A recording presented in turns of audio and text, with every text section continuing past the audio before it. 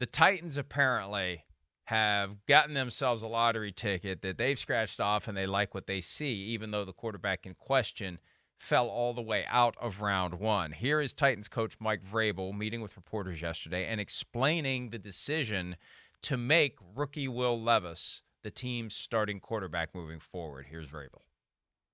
So let me just kind of clear up some things here going forward.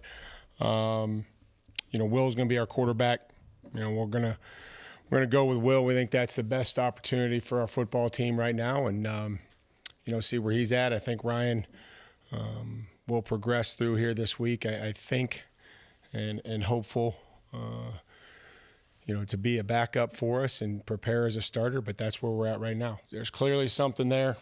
We want to be able to continue to work with them and progress and develop and win, and that's how you get better. You only get better by going out there and playing, especially at that position. Hey, that's how you do it. It's not temporary. It's not, when Ryan Tannehill's 100%, he's going to play again, and he's just never 100%. It's decisive. It's clear. It sends a message to everyone. There's one potential recipient out there that won't be happy about it in Ryan Tannehill, but Levis is the guy. He's the present, and more importantly, he's the future. And it was already clear Ryan Tannehill had no future with the Tennessee Titans. So unless Levis gets injured and they decide to put Tannehill back out there instead of Malik Willis, I got the impression from Vrabel's comments that Tannehill will be number 2, but he never said that. So it may go Levis, Willis, Tannehill. It's quite possible that our final memory of Ryan Tannehill as a Tennessee Titan will be him standing on his injured ankle waiting for the cart at Tottenham Hotspur Stadium in London to come all the way around because the x-ray room was on the other side of the stadium. That may be the last we ever see of Ryan Tannehill wearing that Titans uniform. Yes, that's what I would expect. Ryan Tannehill will go somewhere next year and be a really awesome backup, or maybe a bridge quarterback for another team that's drafting a quarterback. I kind of see that, future for Ryan Tannehill. This is totally the right decision, completely. Will Levis has showed in the 2 games that he's worth taking a shot on here to let him see how he finishes the year, and let's see if we got our guy for the future, right? I mean, he certainly has showed with his physical talents. I mean, that throw right there, are you kidding me? I mean, he's a Greek god standing there in the pocket. He doesn't blink or flinch under pressure. He's showing more accuracy and varieties of throws that I ever saw in college, so he's improved that area. The sliding in the pocket, the eyes down the field with people about to hit him. He's a good athlete, right? I mean, he's really got everything you want as far as a starting quarterback. And to add on top of that, the Titans aren't going anywhere. They're 3-5, right? They're not going to the Super Bowl this year. This is the right move. And, you do this, 1, to see what you got, but 2, to build for 2024.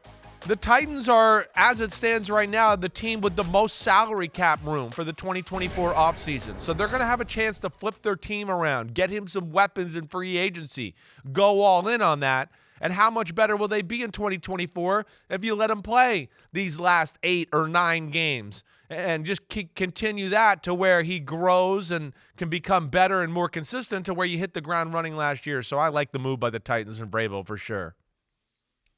Treat the rest of this season as an extended preseason for 2024. Every rep he gets, every game he plays, every throw he makes, every mistake that he makes will help him next year.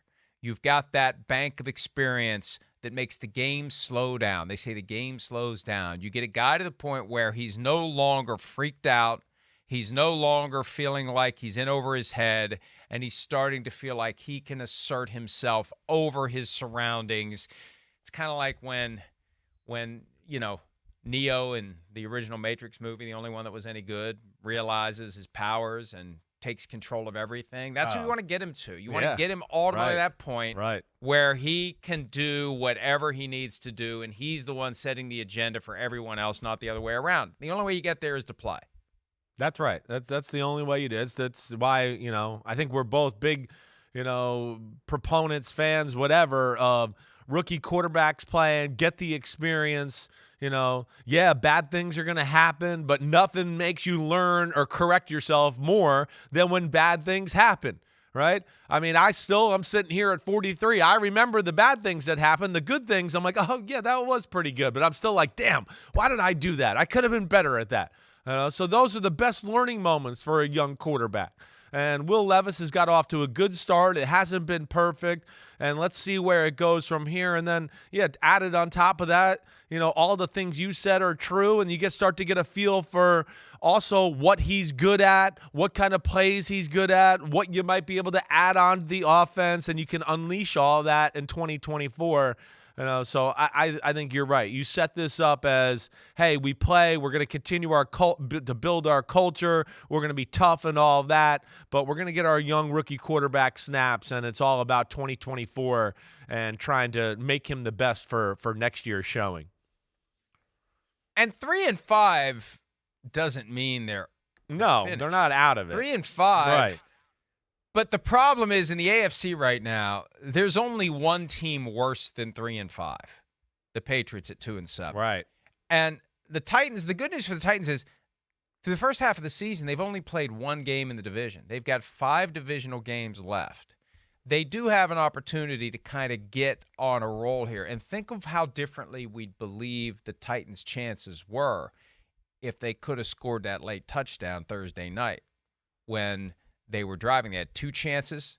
The Steelers did that kind of, let's just get off the field and trust our defense, 3 and out. Yep. And then the Titans drove down, and the interception by Quan Alexander ended it. But if they had won that game and moved to 4-4 and beaten the Steelers at their own ugliness, that just keep it close and find a way to win, if they had done that in Pittsburgh in prime time, we'd feel very differently. So I think the Titans feel differently about Will Levis based on what they've seen in 2 games between the Sunday against the Falcons and the Thursday night against the Steelers.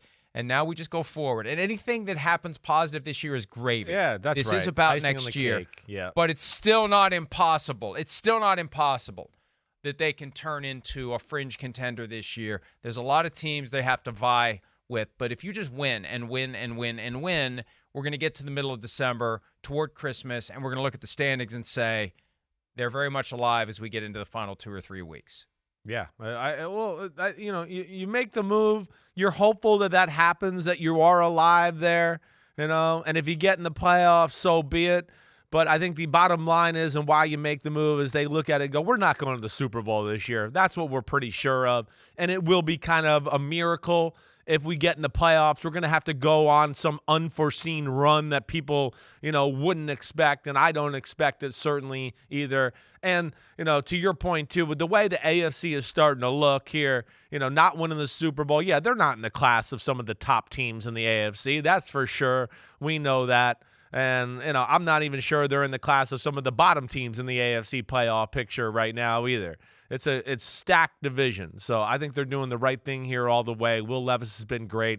Grow him and see if you can solidify him as the man of the future for your organization.